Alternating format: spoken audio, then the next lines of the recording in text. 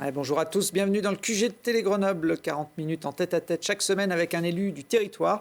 Aujourd'hui, je reçois Didier Rambaud. Bonjour. Bonjour. Bienvenue dans le QG. Vous êtes sénateur de l'Isère, membre du Conseil de la République En Marche et puis également ancien élu socialiste. Vous avez été élu pendant pratiquement une vingtaine d'années au département. Vous avez été l'un des premiers en 2016 à rejoindre Emmanuel Macron, avant même qu'il se déclare candidat à la présidentielle. Vous aviez tout de suite senti en lui le potentiel président ? D'abord, j'avais vu que le PS, hélas, était au bout d'un cycle qui s'annonçait. Effectivement, j'ai eu l'opportunité de le rencontrer à 2-3 reprises lorsqu'il était ministre de l'économie et lorsque j'étais maire. Je sentais son envie de construire quelque chose, un nouveau mouvement pour un petit peu dépasser un peu ces clivages. Le feeling a bien pris, je trouvais qu'il y avait beaucoup d'empathie. Alors, ce qui est curieux parce que on le critique comme quelqu'un d'étant hautain, prétentieux, distant, alors que c'est pas du tout l'image que j'avais à l'époque. Au contraire, j'avais trouvé quelque chose chez lui qui était assez différent de ce que l'on peut observer chez les hommes politiques. Voilà, donc effectivement, le feeling avait pris tout de suite, et avant même qu'effectivement il s'engage à la présidence de la République. Maire, c'est le maire du Grand Lens, pour compléter votre CV. Effectivement, une commune située entre Grenoble et Bourgoin-Jallieu pour la situer géographiquement. Donc, après 6 ans dans la Macronie, est-ce que vous vous considérez toujours comme un élu de gauche ? Ah mais moi je considère que je suis de gauche, voilà, j'ai le cœur à gauche, ça fait partie de mon ADN, mon éducation. Mais par contre, je considère qu'aujourd'hui, que pour gérer un pays, même pour gérer des collectivités locales, il faut être en capacité de dépasser un petit peu ces clivages. Voilà. Pour moi, la bonne idée, c'est celle qui fait avancer les choses. Je me pose toujours la question, est-ce que ce projet, cette idée, c'est bon pour mon territoire, c'est bon pour mon pays ? Si c'est bon, on y va. Mais c'est pas la première question, je ne me pose pas de dire si elle est de droite ou de gauche. Voilà. Et c'est ça qui, effectivement, me plaisait chez Emmanuel Macron. Et ça vous plaît toujours ? Vous êtes déçu de son quinquennat ? Comment vous l'analysez ? Ça a été un quinquennat difficile, avec plusieurs crises. Voilà, la crise des Gilets jaunes, la crise sanitaire, l'actuel contexte international. Mais je pense qu'il a surtout démontré vraiment sa capacité à être un homme d'État. Il a aussi ce côté un peu hors norme, cette capacité aussi à bousculer les choses, de dépasser un peu des dogmes, de déverrouiller un petit peu des choses qui paraissaient impossibles. Donc j'ai vraiment envie, effectivement, de partir 5 ans de plus avec lui, derrière lui. Est-ce qu'il a prévu de venir d'ailleurs faire campagne chez nous en Isère ? Il ne reste pas beaucoup de jours, mais on ne l'a pas vu pour l'instant. Il me semble que durant son quinquennat, il est venu une fois dans le département de l'Isère, c'était à Saint-Égrève. Et d'ailleurs, sur des sujets plutôt sociaux, je crois que c'était autour de la protection de l'enfance. Et de l'autisme, justement. Il est venu visiter une plateforme de dépistage de l'autisme. Donc, tout à fait. Donc, pour vous dire qu'il a aussi, malgré l'image qu'on veut lui donner, cette préoccupation d'avoir une dimension aussi sociale, très humaine. Bon, alors, quant à savoir s'il viendra durant la campagne, effectivement, il reste très peu de jours. Il y a aussi un entre-deux tours. Bon, voilà, je ne connais pas son agenda particulier. Bon, puis en plus, comme vous le savez, il est aussi très contraint par la situation internationale, qui limite ses déplacements de campagne, hélas. Voilà. Alors, on a revu quelques images de sa seule visite pour l'instant en tant que président de la République chez nous en Isère à Saint-Égrève, donc sur l'autisme. Le handicap, c'est pas un thème qui s'est imposé dans cette campagne 2022. Peut-être parce qu'il y a beaucoup de choses qui ont été réalisées, qui ont été avec une ministre en charge de ces sujets, Sophie Cluzel, qui, je crois, a vraiment pris qui connaissait bien ce sujet, puisqu'ayant été, elle, personnellement concernée. Voilà. Bon, après, on peut toujours trouver le sujet qui n'a pas été bien mis en avant durant cette campagne. Voilà, c'est une campagne présidentielle, effectivement. L'inconvénient, c'est qu'on ne peut pas aller dans le détail de chaque thème, mais bon, je pense que tous les sujets sont préoccupants, quoi. Il n'y a pas de souci de ce côté-là. Alors, il y a quelques jours, l'Association des paralysés de France a testé l'accessibilité des permanences parlementaires des élus isérois. Il y a une loi qui date de 2005 qui impose aux bâtiments publics d'être accessibles. Je suis en règle, si voilà, c'est la question qui est posée. C'est pas une question piège, puisqu'effectivement, votre permanence était en règle, mais c'est une des rares, j'ai envie de dire, puisque quelles que soient les couleurs politiques, il y a beaucoup de locaux détenus par des parlementaires ou par des partis politiques qui n'étaient pas accessibles. On le voit sur ces images. Ça vous inspire quoi que des élus de la République soient un peu hors la loi ? Ça interpelle. Bon, c'est vrai que je serais dans cette situation-là. Je pense que immédiatement, j'essaierai de me mettre en conformité. Alors après, il faut aussi regarder comment chaque parlementaire perçoit aussi la fonction de sa permanence. Est-ce qu'elle est faite pour accueillir du public ou pas? Bon, je ne sais pas comment chacun se positionne. Bon, en tout cas, moi, effectivement, j'avais veillé à trouver des locaux. Alors, c'était dans des bâtiments récents, donc ça a été beaucoup plus facile à les mettre en conformité, à les trouver en conformité, je veux dire. Mais je pense qu'effectivement, c'est une nécessité que tous les bâtiments publics, et a priori pour un parlementaire qui est appelé à recevoir du public, doit effectivement être... À montrer l'exemple aussi, peut-être. À montrer l'exemple aussi, oui. On parlait des visites d'Emmanuel Macron en Isère, enfin en tout cas de la visite officielle pendant son quinquennat. Il était annoncé également en janvier à Grenoble pour le lancement de l'opération Grenoble Capitale verte européenne. C'est la deuxième fois qu'une ville française obtient ce prix qui est décerné par la Commission européenne. Finalement, il n'est pas venu. Est-ce que ça veut dire que la cause climatique ne fait pas forcément partie de ses priorités ? Aussi, je pense que c'est un sujet préoccupant qui concerne tout le monde, notre génération et les futures générations. Après, ne pas venir à Grenoble pour cela, peut-être qu'il y avait aussi d'autres. On était déjà dans un contexte. C'est pour ça que je parlais de priorité. Il y avait sûrement d'autres choses. Oui, sûrement. Puis bon, peut-être aussi.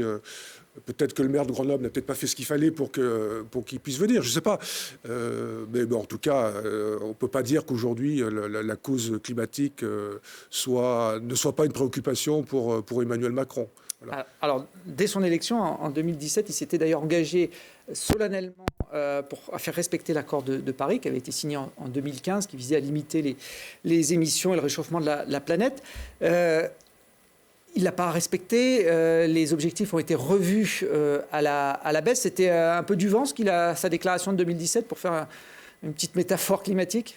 Il y a eu quand même des engagements pris, des réalisations concrètes. Alors peut-être que pas à la hauteur des objectifs. Alors peut-être pas à la hauteur, effectivement. Mais qui s'était engagé à respecter. Mais on se rend compte aussi que respecter ces contraintes, etc. Il faut aussi. Il y avait de la naïveté alors à l'époque par rapport à ça. Il faut aussi de l'acceptabilité aussi par les citoyens. On se rend compte que c'est pas toujours facile. Voilà, une taxe carbone, la mettre en place, une ZFE, la mettre en application. Il faut y aller peut-être progressivement, faire preuve de pédagogie. Mais sinon, il y a eu quand même des actes forts durant ce quinquennat en matière d'environnement. Qui a arrêté Notre-Dame-des-Landes, le fameux aéroport? Qui a arrêté le projet démentiel de création d'un centre commercial en région Europa City, en région parisienne, qui allait manger des milliers d'hectares de terres agricoles, l'arrêt des centrales à charbon, une convention citoyenne quand même qui a été installée et qui a débouché derrière. Alors vous allez me dire... J'allais vous le dire, mais si vous me le dites... Sûrement, mais j'anticipe votre question, qui a quand même débouché sur beaucoup de propositions, sur une loi climat et résilience, la fin du tout plastique. À usage unique, voilà. Je pourrais défiler pendant quelques minutes un certain nombre de propositions, mais j'en conviens qu'il faut passer la vitesse supérieure encore pour atteindre nos objectifs. Et cette convention citoyenne que vous évoquez, effectivement, elle partait d'un bon sentiment, mais il avait laissé entendre que toutes les propositions que les citoyens mettraient sur la table seraient appliquées. Et au final, ça n'a pas été le cas, ce qui a engendré un petit peu de frustration. Je vous propose d'écouter une des Iséroises qui a fait partie de ce panel de Français tirés au sort pour travailler pendant des mois. Elle nous faisait le bilan sur ce plateau il y a quelques semaines. Je vous ai apporté 2 documents qui donnent une petite appréciation des choses. Voilà. Alors, ce gros manifeste, c'est donc le rapport que nous avons sorti à l'issue de la Convention citoyenne. Et en gros, voici le tableau de suivi donc, de la mise en œuvre des propositions qui a été proposée par le gouvernement. Donc, on voit le ratio. C'est exactement ça. C'est une belle métaphore. C'est-à-dire que sur nos 149 propositions, peu ont été reprises et toujours à minima. Donc, on a éprouvé beaucoup de déception. Peut mieux faire ? Sûrement peut mieux faire. Mais bon, je dirais à cette personne qu'elle a eu beaucoup de chance d'abord. de participer à un moment inattendu, unique, Ouais. de rassembler plus de 150 citoyens durant plusieurs semaines, plusieurs mois, je crois, qui ont Ça a duré travaillé plusieurs mois, pratiquement plusieurs une année. mois, chaque week-end. Et je crois que le document dont elle parle laisse une trace. Je veux dire, doit rester un document de référence sur lequel, encore une fois, le gouvernement, le Parlement se sont inspirés. Derrière, il y a une loi, il y a eu la loi climat et résilience avec un certain nombre d'actes qu'il faut mettre en application. Vous savez, quand on dit par exemple mettre fin à l'artificialisation des sols, c'est très bien. Mais bon, quand on est maire d'une commune et autres, ça peut entraîner des contraintes. Ça veut dire qu'il faut moins de zones à construire. Les zones d'activité, on ne les fera plus comme avant. Donc, il faut l'expliquer tout ça. Il faut le mettre en application.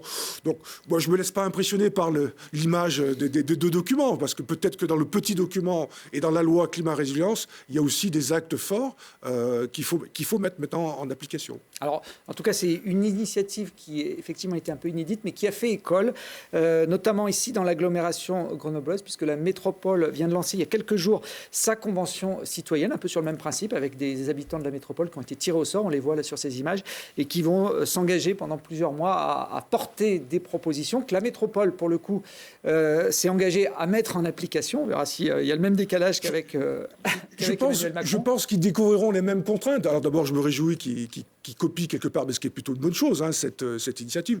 Et puis d'ailleurs, je crois que ça fera partie aussi des priorités du candidat Macron, puisqu'on est dans une période de campagne électorale. Effectivement, on a un peu de reprendre cette initiative de convention citoyenne sur d'autres sujets. Je pense à l'éducation notamment.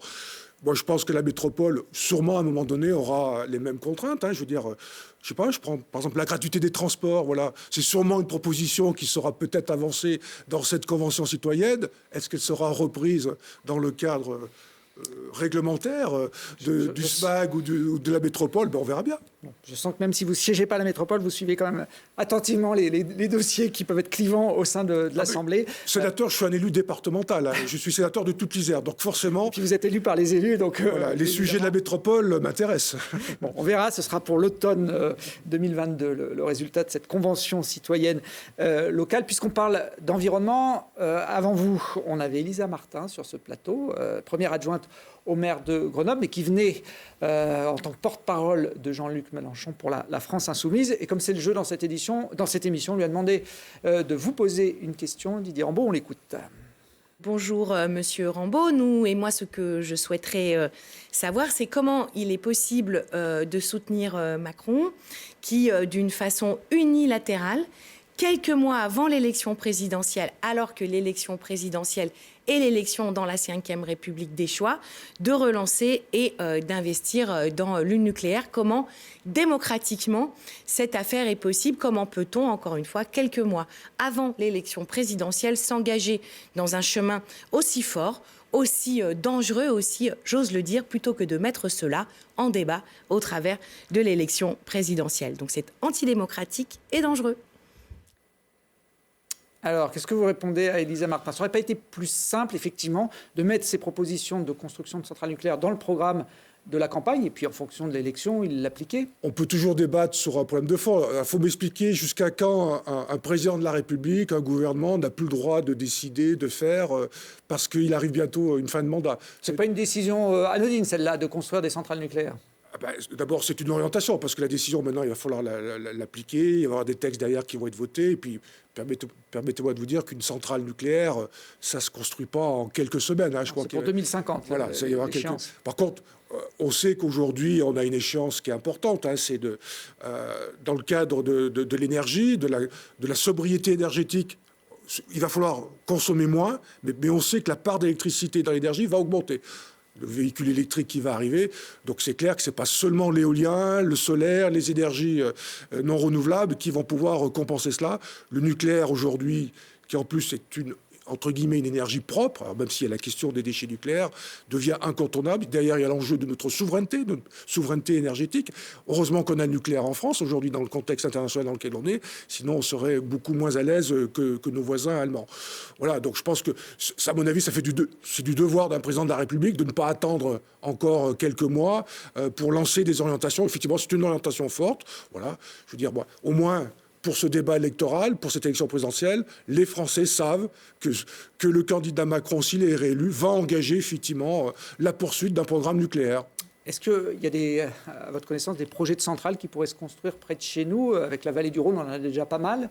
J'avais entendu dire que la centrale du Bugey, qui est aux portes de l'Isère, pourrait accueillir un de ces futurs EPR dans les années à venir.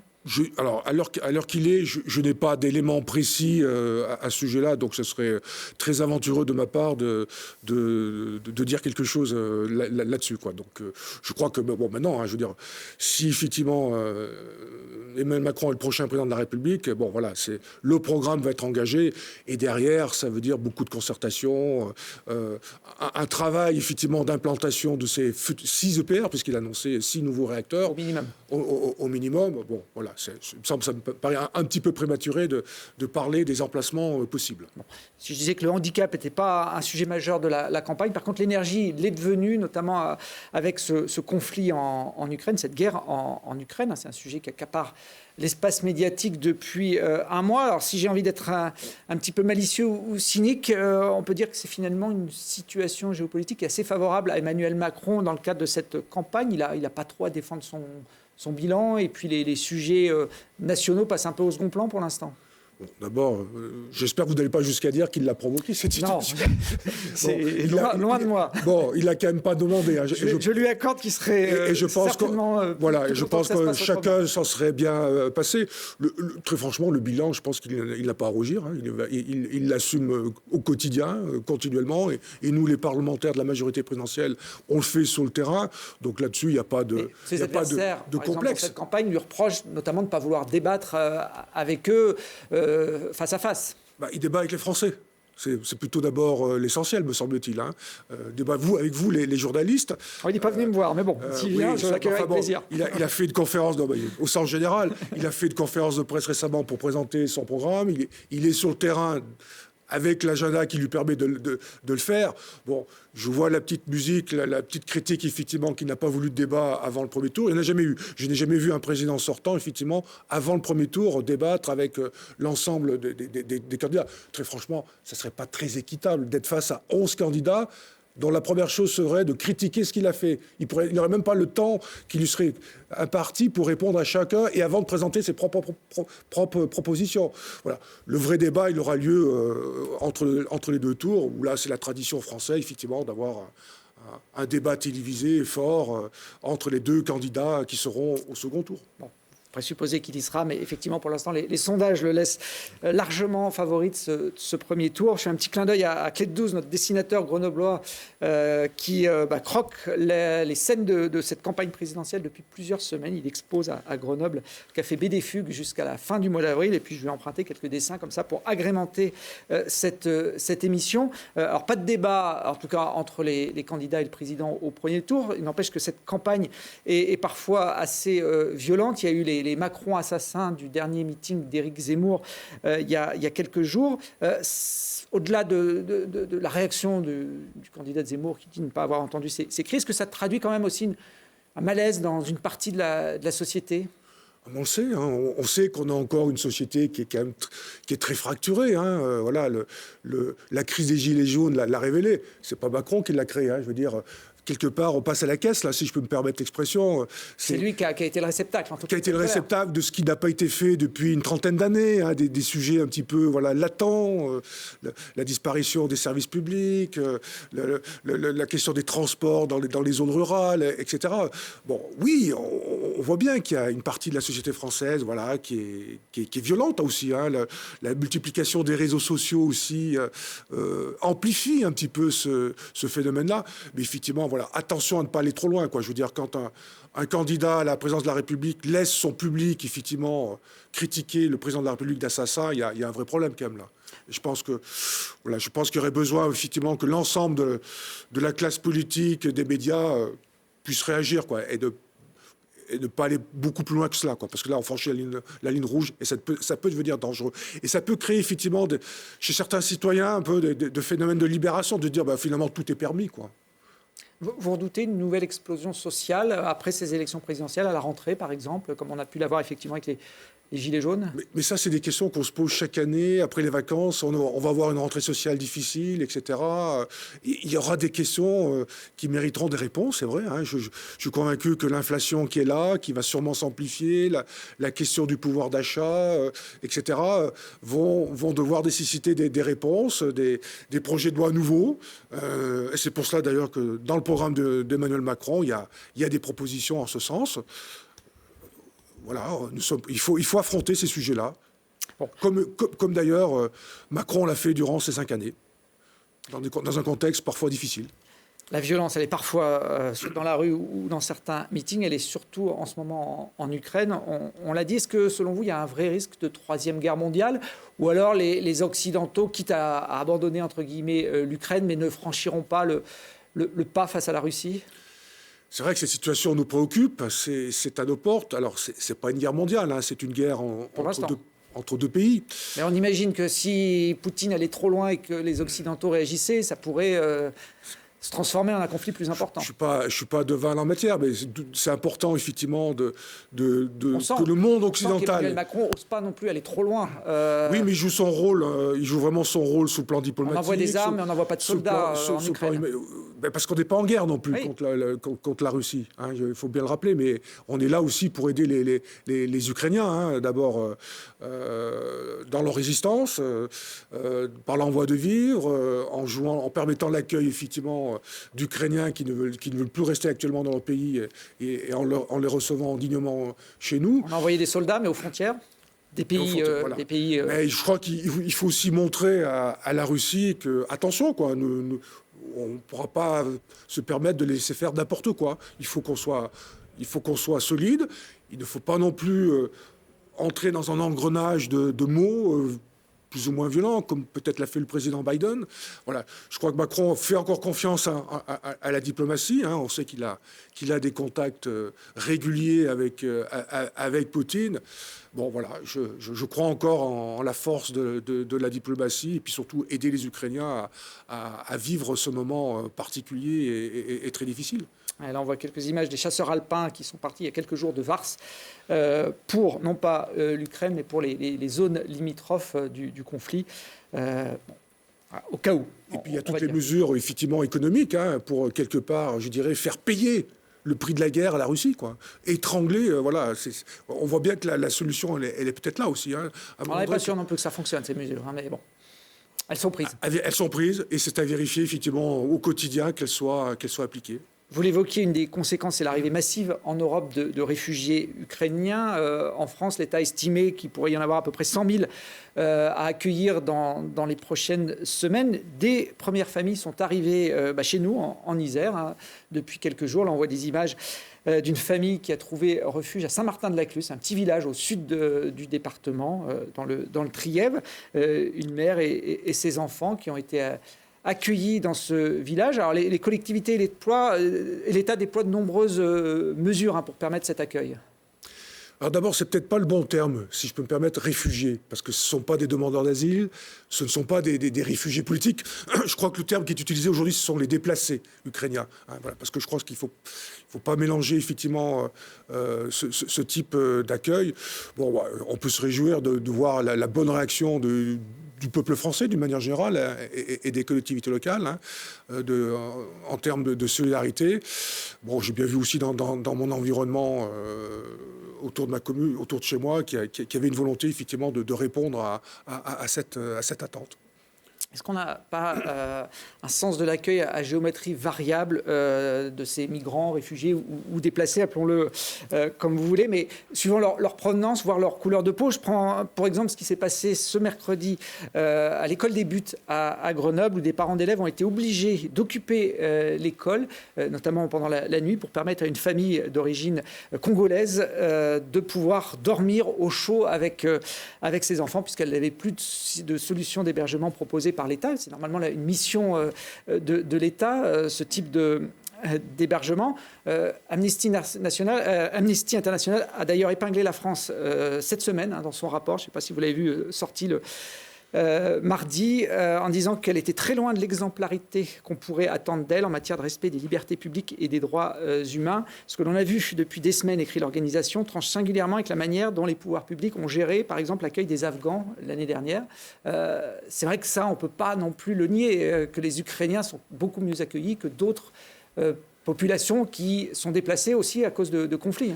Vous avez raison de soulever ça. Ça me touche aussi personnellement de montrer ça du doigt parce que, souvenez-vous, il y a 6 ans en arrière, lorsque s'était posé la question de l'accueil des réfugiés politiques, à l'époque, le Premier ministre Manuel Valls avait demandé à chaque commune de France, autant que faire se peut, de pouvoir accueillir une famille. Il y avait une sorte de petit quota qui suivait informel. Qui devait fuir le djihad islamique. Moi, comme maire du Grand Lin, j'avais pris l'initiative d'accueillir une famille. Qu'est-ce que je n'avais pas entendu? Les critiques que j'avais observées.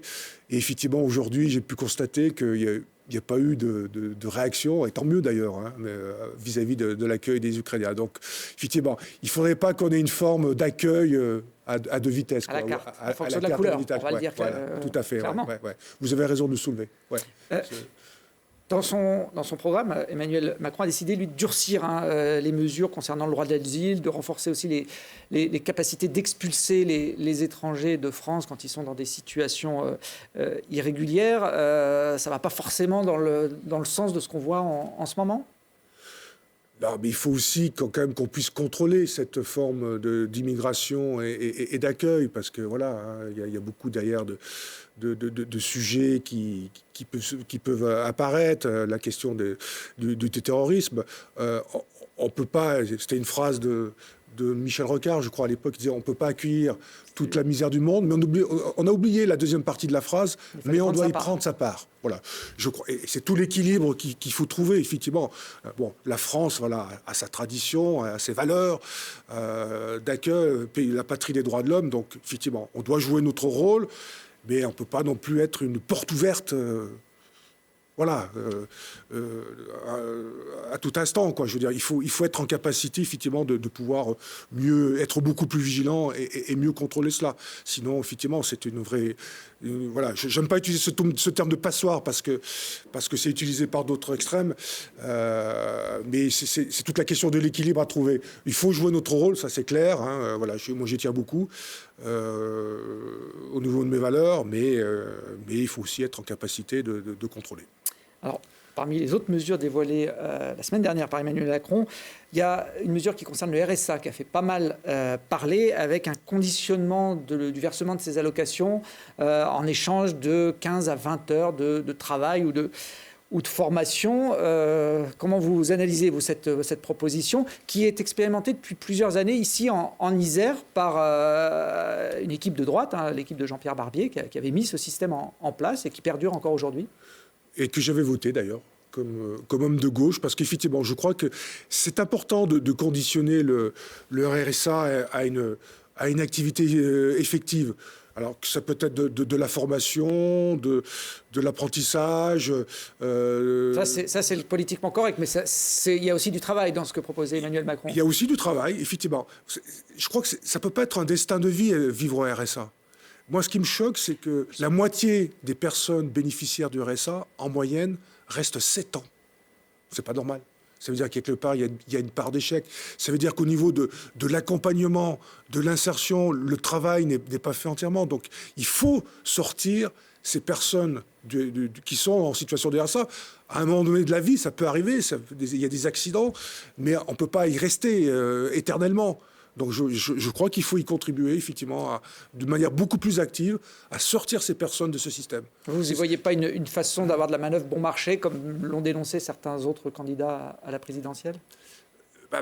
Effectivement, si c'est ça, effectivement, on passe à côté. Non, c'est sortir du système, peut-être réapprendre à certaines personnes à se lever le matin, tout simplement. Ça aussi, ça compte, l'insertion dans la société.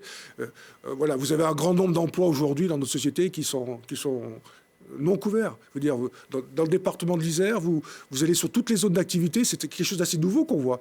Des entreprises qui mettent des affiches. Ici, on recrute. Bon, on n'aurait jamais vu ça il y a seulement 5 ans, 10 ans en arrière. Donc c'est quand même un peu dommage qu'on n'arrive pas à trouver effectivement des personnes face à ces emplois qui sont aujourd'hui disponibles. Donc il faut faire un effort beaucoup plus fort vers celles et ceux qui aujourd'hui sont sans emploi. Alors, pour ceux qui bossent, par contre, si Emmanuel Macron est de nouveau président de la République dans quelques jours, il va falloir travailler plus longtemps, puisqu'il l'a annoncé, l'âge de la retraite sera repoussé à 65 ans en 2032. Ça veut dire que tous les ans, il faudra travailler 4 mois de plus pour arriver à cet âge limite. Il faut d'abord se poser le problème pourquoi on pose cette question. Je pense qu'on a un vrai souci aujourd'hui de financement de nos retraites. Le système actuel n'est plus tenable financièrement.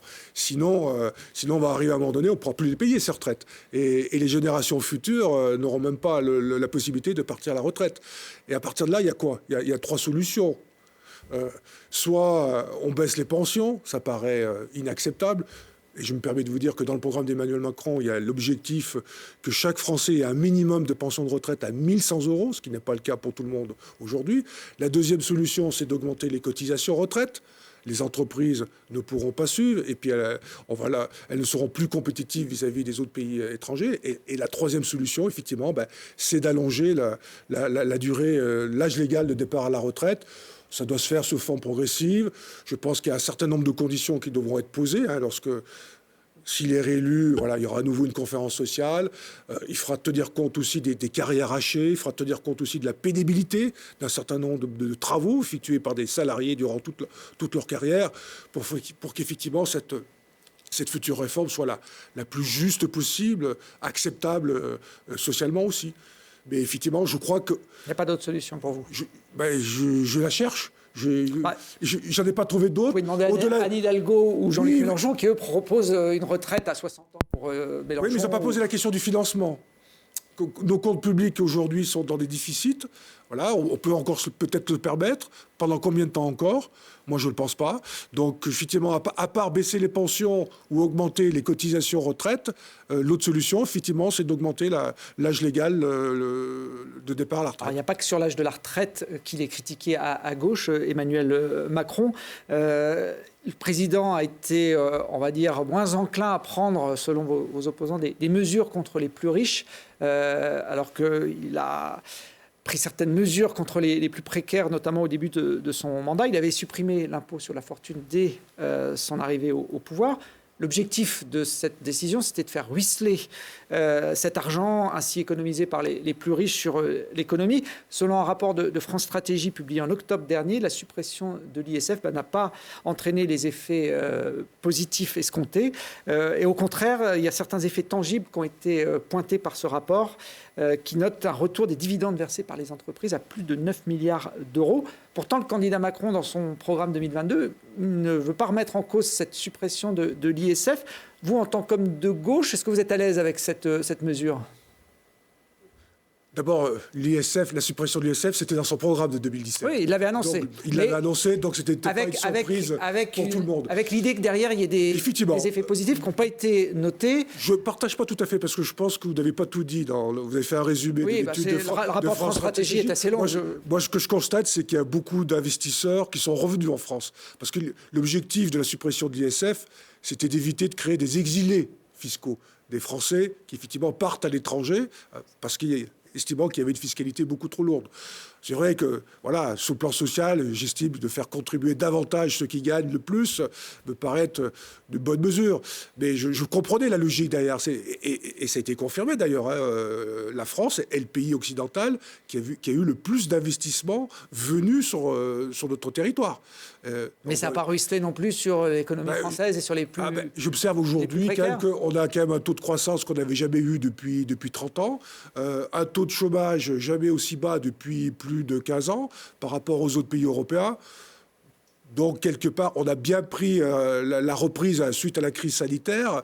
Notre pays a bien rebondi économiquement. Donc, c'est pas venu tout seul, me semble-t-il. Voilà. Après, effectivement, on aura sûrement à se poser la question d'une fiscalité beaucoup plus juste, beaucoup plus redistributive. eh bien, écoutez, ce sera aussi le rôle des parlementaires dans le cadre du futur loi de finances, effectivement, de pouvoir peut-être encore amender et de trouver effectivement des éléments plus en matière de justice fiscale beaucoup plus justes. Il y a un chiffre qui va dans votre sens pour montrer que le pays en a profité. De mars 2020 à octobre 2021, les richesses des grandes fortunes françaises ont bondi de 86%, soit un gain de 236 milliards d'euros. Donc ça va bien effectivement pour elles. Mais c'est vrai que pendant cette période, qui était la période du Covid, beaucoup de Français ont eu l'impression, peut-être pas que l'impression d'ailleurs, d'être obligés de restreindre un peu leur niveau de vie, d'avoir des salaires à temps partiel avec le chômage, etc. Même si l'État a couvert une partie de tous ces... Oui, c'est quand même important, parce que je crois qu'on est quand même... Il n'y avait pas d'excédent. On est quand même le seul pays au monde à l'avoir fait, hein, où durant le premier confinement, quand même, hein, on a assuré le salaire de plus de 15 millions de Français. Hein. On a sauvé l'économie. Beaucoup d'entreprises ont pu redémarrer parce qu'elles n'ont pas disparu grâce à des différents mécanismes de soutien, le PGE, l'exonération d'un certain nombre de cotisations sociales à payer. Je dirais, quelque part, c'était quand même une politique plus que keynésienne, que même des gouvernements de gauche dans d'autres pays au monde n'ont pas fait à la hauteur de ce qu'a fait la France. Oui, on a du mal à concevoir, ça c'était une aide effectivement indispensable pour beaucoup de Français, mais on a du mal à concevoir que pendant cette période, il y en ait qui soient autant enrichis de l'autre côté de l'échiquier. Je prends avec recul effectivement les chiffres que vous annoncez. Ils ne sont pas de moi. Oui, ils sont justes, hein, je ne les conteste pas. Je pense qu'en matière, effectivement, de justice fiscale, il conviendra sûrement, et pour qu'on ait un pays plus apaisé, où l'ensemble des citoyens puissent comprendre les choses, il faudra peut-être être un petit peu plus audacieux à ce niveau-là. Je suis prêt à l'accepter. Et moi, je suis prêt, comme parlementaire, à y contribuer. Je siège à la Commission des finances, donc je verrai dans les prochains mois s'il y a des possibilités d'amendement pour effectivement peut-être essayer de corriger cela. Puisqu'on parle de justice fiscale et d'impôts, il y a une affaire embarrassante qui est sortie cette semaine dans la presse. Elle concerne les cabinets de conseil. D'ailleurs, ce sont vos collègues du Sénat qui l'ont mis sur le devant dans un rapport qui pointe du doigt le recours abusif, selon eux, à ces cabinets de conseil. Près de 900 millions d'euros dépensés par l'État en 2021, alors qu'on demande à tout le monde de faire des économies. Ça aussi, ça peut paraître des dépenses un peu superflues. Parmi ces entreprises, il y en a une, l'entreprise américaine McKinsey, dont le chiffre d'affaires en France se monte à plusieurs centaines de millions d'euros chaque année, pas que d'argent public, mais qui n'a pas payé d'impôts depuis 10 ans.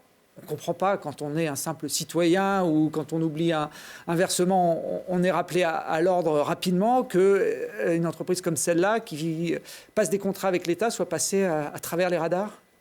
Il y a plusieurs points qui sont soulevés à travers votre... Oui, il y a l'utilisation des cabinets de conseil. Bon, d'abord, on est dans une période de campagne électorale, donc je sens qu'on cherche à faire mousser un peu un truc, là. Vous pensez que les sénateurs n'ont pas fait un rapport objectif ? Vos collègues seraient... Non, globalement objectif. Après, c'est l'exploitation de ce rapport. Qu'est-ce qu'on en dit, hein, on cherche une affaire d'État.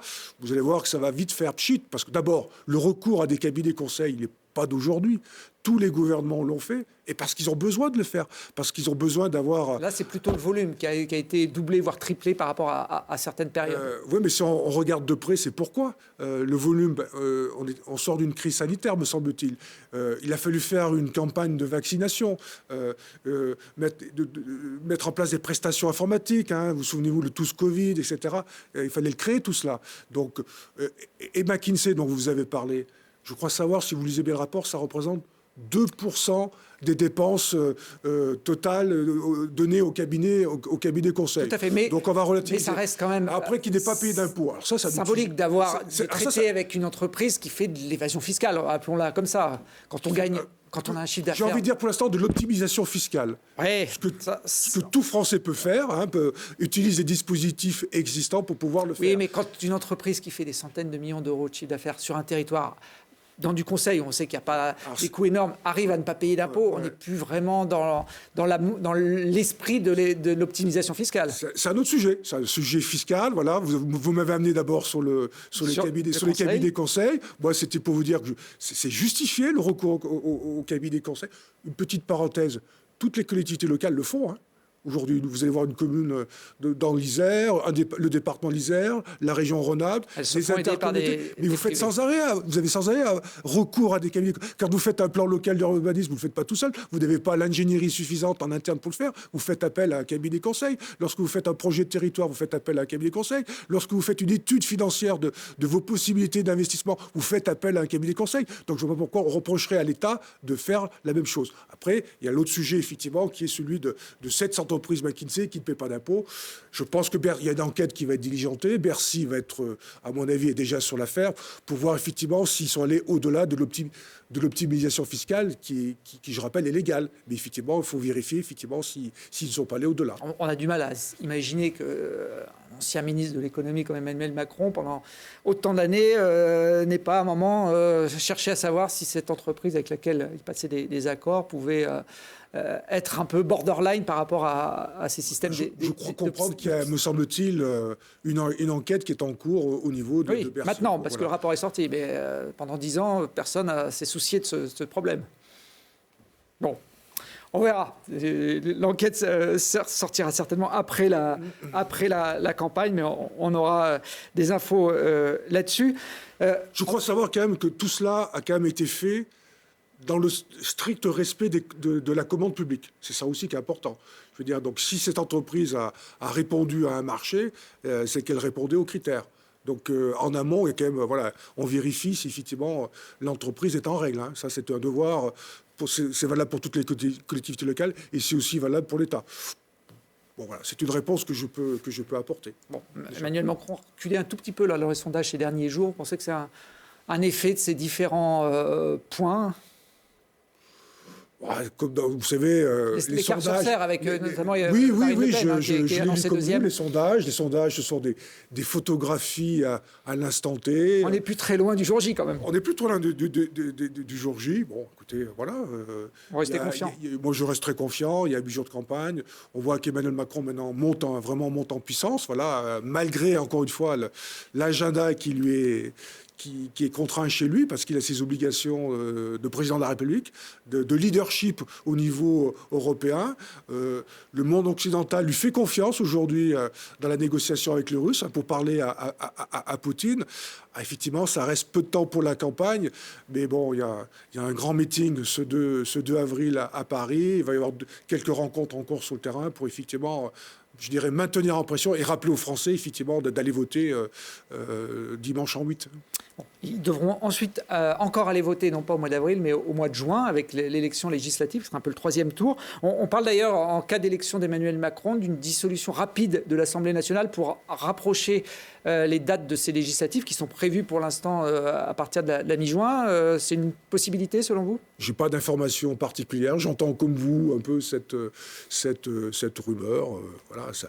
Le droit de dissolution n'appartient qu'à une seule personne, effectivement, au président de la République. Donc, je veux dire, quand il sera réélu, j'espère réélu, écoutez, on verra quel sera à un moment donné aussi le climat politique, parce que ça aussi, c'est des choses qui peuvent compter avant de prendre une décision. Bon, en tout cas, il y aura 10 députés à réélire en Isère, ça c'est sûr, quelle que soit la date. Il y a 9 sièges à défendre pour vous, enfin il y en a 8 pour La République En Marche et 1 pour le MoDem en Isère. Est-ce qu'aujourd'hui, vous savez qui repart? Est-ce que tous les sortants, les 9 députés qui font partie de la majorité présidentielle, vont repartir sur leur circonscription? D'abord, il a été décidé au niveau de notre mouvement, effectivement, de ne pas parler d'élections législatives avant le second tour d'élections présidentielles. On a déjà, nous, sur ce plateau, plusieurs députés qui ont annoncé clairement qu'ils se représentaient. Je peux comprendre qu'un certain nombre de sortants puissent annoncer, et c'est normal, sont prêts, ont été engagés durant ces 5 dernières années de manière très active, sont engagés dans cette campagne présidentielle et sont sûrement prêts à repartir au combat pour ces élections législatives. Le mouvement, au soir du 2e tour de l'élection présidentielle, désignera celles et ceux qui porteront les couleurs de la nouvelle majorité présidentielle. Bon, les sortants qui veulent repartir pourront repartir. Logiquement, c'est la règle. Alors, il y aura effectivement une bataille à suivre sur Grenoble, avec sur la 3e circonscription, Émilie Chalas qui aura fort à faire avec, a priori, quelques élus de la municipalité grenobloise. Et puis Olivier Véran sera aussi de retour, on va dire, sur ces terres. Là, il sera obligé de revenir à la politique locale sur la première circonscription s'il veut poursuivre sa carrière politique. Il sera candidat, lui. Probablement. Bon, vous ne voulez pas vous mouiller, mais moi je me mouille pour vous. Je pense qu'il sera candidat à sa succession pour retrouver son poste de député. Emmanuel Macron avait promis dans son premier mandat en 2017 d'instaurer une part de proportionnel. Il ne l'a pas fait finalement. Ah ben parce qu'il en a été empêché. D'abord, il fallait faire une réforme constitutionnelle, je me permets de vous le rappeler, pour pouvoir faire cela. Et pour pouvoir faire une réforme constitutionnelle, il faut l'accord des deux chambres, Assemblée nationale et Sénat. Bon, il y a eu une affaire qui est venue au milieu de tout cela à un moment donné. D'autres événements ont perturbé peut-être un petit peu l'agenda législatif. Il a pris l'engagement, effectivement, dans le cadre de son programme, notamment au niveau de ce qu'on a appelé son pacte républicain, effectivement, justement, de mettre en place une convention, là aussi, citoyenne sur les institutions, avec les élus locaux, parce que je pense que là aussi, on a besoin, on sait que notre millefeuille administratif a besoin, là encore, d'être bougé, mais bon, ça se fait pas comme ça du jour au lendemain, ça se fera en concertation avec les élus locaux. Moi, je suis effectivement, pour l'introduction, pas un changement d'un système majoritaire à un système proportionnel, mais effectivement pour une introduction de la proportionnelle, parce que j'estime que toutes les familles politiques doivent pouvoir être représentées au sein du Parlement, y compris effectivement celles et ceux pour lesquels je suis le plus éloigné possible. On verra ça sur le deuxième mandat d'Emmanuel Macron, s'il est élu. Dernier petit mot sur la politique politicienne locale. Vous avez été référent de la République En Marche en Isère pendant quelques années. Il y a des tensions au sein du mouvement à Grenoble. Il y a 3 élus de la République En Marche à Grenoble. Ils siègent dans 2 groupes différents. C'est quand même assez surprenant. Je crois qu'il faut relativiser un petit peu ce phénomène. Je vois de quoi vous parlez. En plus, ce sont 2 amis. Alors, il y a Émilie Chalas, députée justement d'un côté, et puis Olivier Sixt. Oui, voilà, ce sont 2 amis. Donc, en plus, je parle très bien à tous les 2. Visiblement, eux deux ont plus de mal à se parler. Je pense qu'il y a un petit, il y a 2 personnalités différentes qui, au moment des municipales, ont eu des approches différentes. C'est problématique, justement, ce genre de dissension pour les législatives, où il va falloir être solidaire. Très franchement, je n'ai aucun souci pour les législatives. Je pense que tout le monde sera uni derrière tous nos candidats aux élections législatives. Je crois pouvoir vous le dire. Il n'y aura pas de candidature dissidente au sein de la République En Marche. Très franchement, je ne le vois pas du tout. On verra, Didier Rambaud, encore quelques semaines avant de connaître le casting de ces élections législatives qui nous occuperont beaucoup sur Télé-Grenoble. On essaiera d'organiser des débats entre les candidats. J'espère qu'ils accepteront tous de venir sur ce plateau pour débattre. Merci en tout cas de vous être prêté au jeu de l'interview. C'est la dernière de cette phase des élections présidentielles. On va suspendre cette émission pendant quelques semaines puisqu'on ne peut pas, les week-ends d'élections, parler de politique sur les médias français. C'est la règle qu'impose le CSA. Donc que ce soit pour le premier tour, pour le deuxième tour, cette émission qui est diffusée le week-end ne pourra pas avoir lieu. On proposera d'autres types de programmes et on reviendra avec le QG politique à la fin du mois d'avril. On connaîtra à ce moment-là le président élu pour les 5 prochaines années. En tout cas, d'ici là, vous pouvez revoir toutes nos émissions en replay sur le site internet télégrenoble.net. Merci Didier Rambaud et bonne fin de campagne. Merci à vous.